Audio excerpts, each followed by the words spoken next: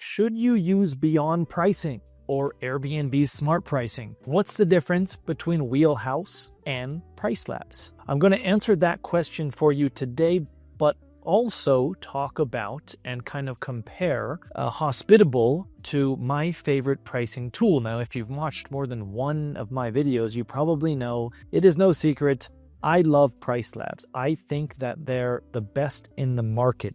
In the past, I have had different opinions. I thought that you could use certain pricing tools for certain types of hosts. I have nothing to say against any of the other pricing tools. For me, PriceLabs works the best because they have the most customizations. And that's very important. You can't just sign up for a pricing tool and then forget about it. You have to actively manage it. But here's the good news. By doing that, you're going to make 10, 20, 30% more than your competition in your nightly rate and in your occupancy. In other words, it's well worth it to spend a couple hours learning a pricing strategy or learning someone else's pricing strategy and adapting it to your market. So we're going to get into my screen now. Also, a lot of the questions are, what's the best PMS to use? Now, I use a lot of the PMSs, and over time I will use them all. Right now, we're going to be looking at my Hospitable account, and we're going to be talking about the pricing tool that they have. I had somebody ask a question about, like, should they be using it? And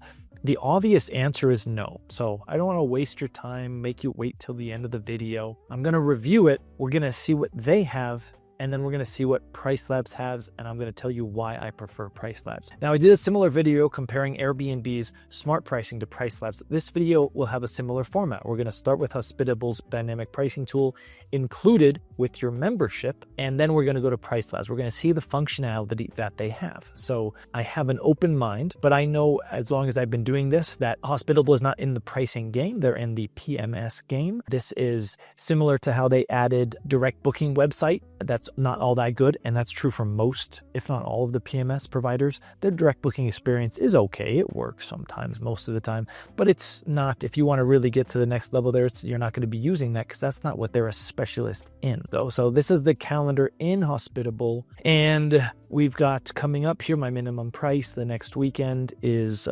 higher. Now, how do I get to preview dynamic pricing? Here we go. Dynamic pricing can price by 20% based on market data from 20 listings data, part of the stream, blah, blah, blah. So it looks like it's very easy. I just turned it on. They're telling me to lower the price. They're telling that my current price is $350. They're telling me how they calculated that it should be $255 based on my base price of $398 minus 100 for booking window. That means that it is near term, less, that means less demand. Local demand, they're saying on this the probably local demand for the week and the day of the week, negative $16. Seasonality is saying $14. That's kind of a neutral. And then a gap night. Today's Thursday, so they have to book tonight. So that makes sense. $154. This is an interesting point. A lot of hosts tell me PriceLabs priced my listing too low. And actually, I have a future video about this. If you tell me that, I know that you don't know what you're doing with pricing, and that's okay because pricing is difficult, and that's probably why you're here watching this video. Just know if you're thinking that, it's not how pricing works. That's never an excuse to why you wouldn't use PriceLabs or any pricing tool because they're pricing your listing too low. They're a tool, and you're going to use that tool. So here, they're a tool, and I'm going to use that tool. So I know that that's too low, 154, way too low. That's their suggestion, but can I manipulate their suggestion to be more in line with what I know I can get? The real trick with dynamic pricing is that it's super difficult because you could have my neighbor, maybe even in the same building, with the same number of bedrooms, the same number of bathrooms, the design, the amenities. The amenities are one thing. Let's say I have a hot tub and they don't. That means my price would be higher. But what about just the design? Dimmable lights or a sound system or things offered that you can't see, like airport transit, daily cleaning, things like that. 24/7 security. Dynamic pricing tools can't see that. They can't see the design. They can't know what your ideal FPG is. You know that. So that's why these tools, that's the reason why you can't just set it and forget it. They're tools to help you, but you should be able to manipulate. So I want to see if I can manipulate this price. So if I go, I'm going to say more aggressive. That will then bring it up to 170, 175. Yeah, so still though, way too low. Now, of course, I could probably set a minimum Now here they're saying the weekends, this is a Friday and Halloween, they're lowering it. So actually let's see what that does. So it's the same generic 5 line items to add or subtract. So what the color means, you could be earning more, your price looks good. Okay, so I could never be earning more, I could only be earning less. That's kind of the problem, which is kind of strange, right? And so I'm just analyzing this tool based on my market knowledge. I've been in this market, this specific Airbnb for about 3 years. So I'm pretty good at what prices I can and cannot get. So they're saying that this day before a booking on a Wednesdays, I could get double the rate I'm getting. A little bit strange, probably not, highly unlikely.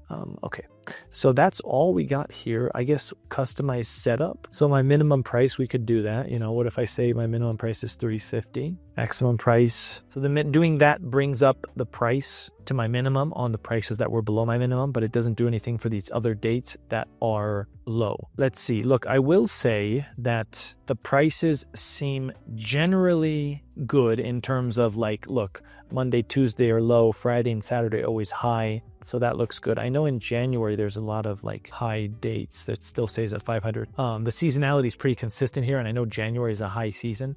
So November, Friday and Saturday are 440, 440, 460. Okay, so January, we should be going up, right? We are. In February, we are. Now that's too much. I know that, which is okay. Again, the point is, you can take this analysis to any tool. It's not that Hospitable is overpricing. I know that with pretty good certainty, I'm going to get $700 here. You might be asking now, but I'm at 900. Not really. I have what's called a creative discount, and I'm going to show you what that looks like. So 900 times 0.75. So that night is actually $675, because if any guest books more than one night, they get a 25% discount, kind of a creative discount. All right, let's look at the weekends. We have recommended. Okay, so I can adjust the weekends up or down. Okay, you can set custom percentages, increase or decrease. So on the weekends, you know, maybe I say the weekends are not priced exactly well, so I go 15%. Far future sensitivity. Okay, so beyond 180 days, beyond 240, beyond 330. So I could tell you on PriceLabs, they allow you to say how many. Now, beyond 180 days,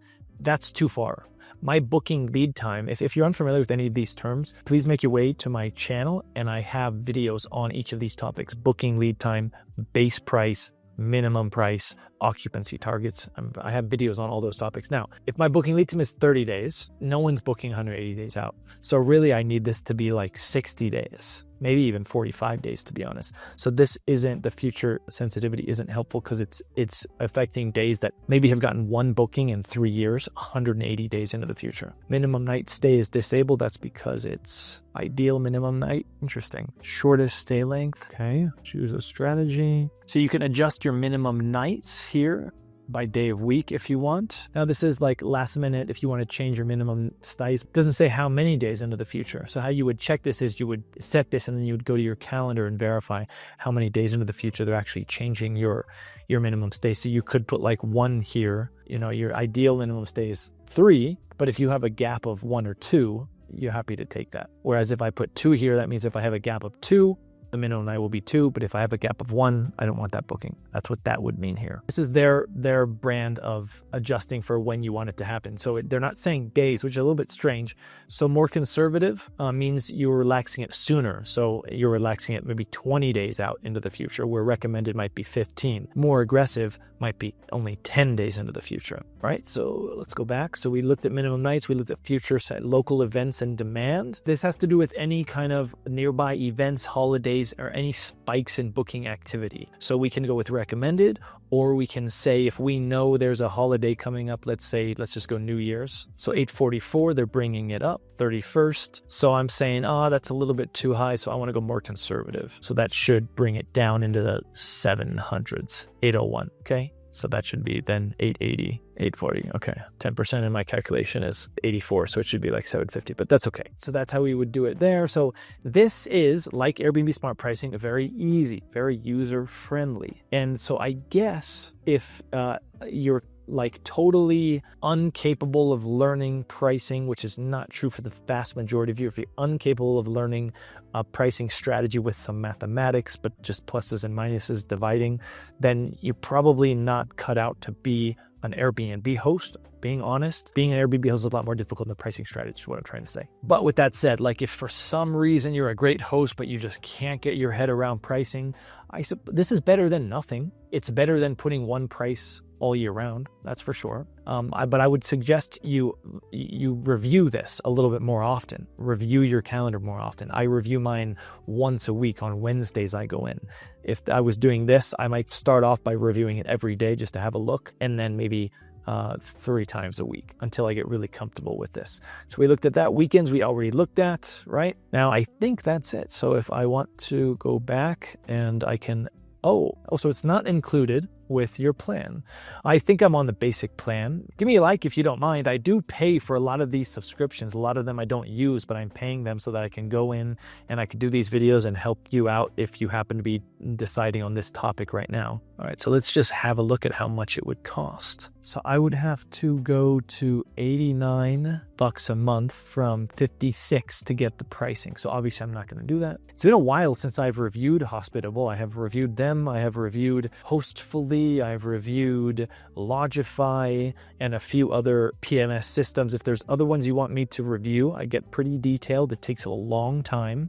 So let me know in the comments and I'm happy to take a look at them. Now, I'm not going to do that, so I want to go back and just make sure I didn't forget anything. Then I'll take you over to PriceLabs, then we'll call this video. Okay, so I went over to availability here, and there are some other customizations we can do. Requested check-in, check-out. These are all pretty standard. Preparation time, that's on Airbnb. Advance notice. Okay, so these are just on Airbnb, actually. Making our way over to beloved PriceLabs. And if you happen to be new to PriceLabs, I'll put a link in the bio. I think it gets you a month for free and $10 off your bill. Have a look. So let's go to that same listing. Now, all of a sudden you're like, whoa, there's way too much going on here. And I get it. That's why my pricing strategy is 2 steps. I try and lay out very clearly. First step, we look at base price, minimum price, maximum price. We take a look at your booking lead time. We develop for you occupancy targets, which are very important. And then we dive in layer by layer into customizations, and every single time it's great because you're making more money. 3% more, 5, 7% more, 12% more. I am making 400% more than the prior owner of this particular Airbnb, and that has a lot to do with pricing. I price my listing based on occupancy, true occupancy. That's what separates my pricing strategy from everyone else. Part of the reason why I like PriceLabs. They give me what's my occupancy right here. Now, the other thing I love is that there are so many customizations, and I have a video, surprise, surprise, on every single customization. Anything you want, anything you can think of. Let me find a fun one I haven't talked about yet. Custom seasonal profiles. This is a good one. I actually have a video on this. That's why it took me so long to figure out which one I want to talk about. I've talked about every single one of them. But custom seasonal profile lets you say, hey, I have 3 distinct seasons, high, low, and shoulder. I want to add a seasonal, I'm going to do it by 1%. So the season name is shoulder. A little bit annoying about this, but you have to start from January. So my shoulder season is January to February 28th. My minimum price, you could see it here, it's $350. There's no change on the minimum price there. Just keep it at 0. The maximum, there's no change on the maximum price, okay? We can also adjust the minimum stays. So maybe in high season, my minimum stay is 3 nights, but in low season, it's just 1 night. We need to add another one, let's say high. It's going to start on March 1st. It's going to go all the way through August 31st, okay? Actually, also want to add base price, okay? That's important. So my base price, we're going to also, shoulder season, we're just going to keep it 0. Now in my high season, let's boost up my minimum price by 15. Let's boost up my base price by 35, and my maximum price, we can keep that the same because for reasons that I talk about in other videos. Let's keep it going here. Now we're in low season, okay? So minimum price, we want to go negative 20%. Low season's really bad, negative 50%, and max price doesn't matter on low season because we're not ever getting in the max price. So that's what you could do. That's custom seasonal profiles in PriceLabs. It's one of a bunch of customizations they have. Now, I hope you've enjoyed this video. I have a companion blog. It is a very detailed blog that's going to take you a few levels deeper into pricing. I just published it this month, and I have a nifty little table of contents here, okay? And what I want you to focus on is a topic that I don't talk much about. common calendar occupancies. There's only 5 calendar scenarios you're going to find yourself in, and I address each 5 here, what the optimized strategy would be for each one of them. If you want to go through this process with the community, think about joining my Pricing Power Hour. We meet once a month on Wednesdays. I let you see how I'm pricing my listings, what my occupancy is, and we talk about other cool, fun stuff and answer a bunch of questions. That link will be in the bio. Don't forget to subscribe if you're not already.